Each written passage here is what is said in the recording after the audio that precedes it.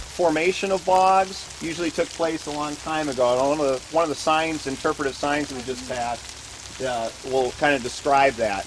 Now, of course, that's theoretical. None of us were around when that happened, so we're drawing conclusions from what we see. But it's assumed that yes, glacial activity was an integral part in bog formation as well as fen formation. They're not as common, obviously, in this part of North America because of the climate. So what we're seeing right here is a relic of a much colder climate thousands of years ago. Now, if you move or were to go travel north into Canada, the boreal, which means north, you heard Aurora Borealis, the northern lights, the boreal part of Northern America, you're going to see more bogs and fens. It's a more of a common feature because of the climate, especially England, northern England, Scotland, and Ireland. Bogs and fens are very common, and that's where we get the word bog from.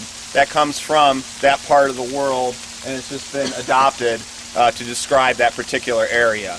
And if any of you ever heard the word boogeyman, that's where we get the word boogeyman from. It was bogs and fens were thought to be very mystical places, especially in that part of Europe, and that's where they had to perform a lot of ceremonies, and they would even bury their dead, and it was thought that they were haunted areas, and they would call those spirits the boogeymen or bogeymen, and that's where we get the word bog from.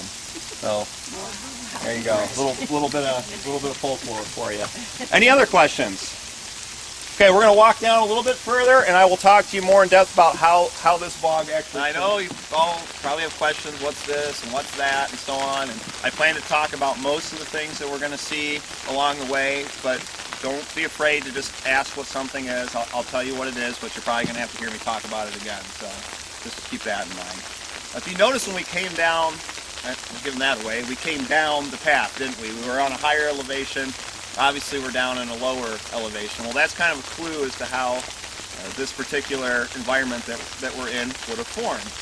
Like I talked about glaciation, and we said approximately 12,000 years ago or so, the Wisconsin Glacier would have covered most of this area right here. We're talking about a sheet of ice about a mile to a mile and a half thick, high.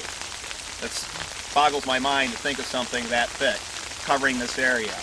Well, eventually that glacier would begin to retreat as the environment was warming, the climates were changing. It's constantly moving further north, retreating away from this area. There was a lot of outwash from melting ice. Obviously, it's water, so you're getting a lot of water and small riverine systems washing down sediment and so on. And there's been a lot of that sediment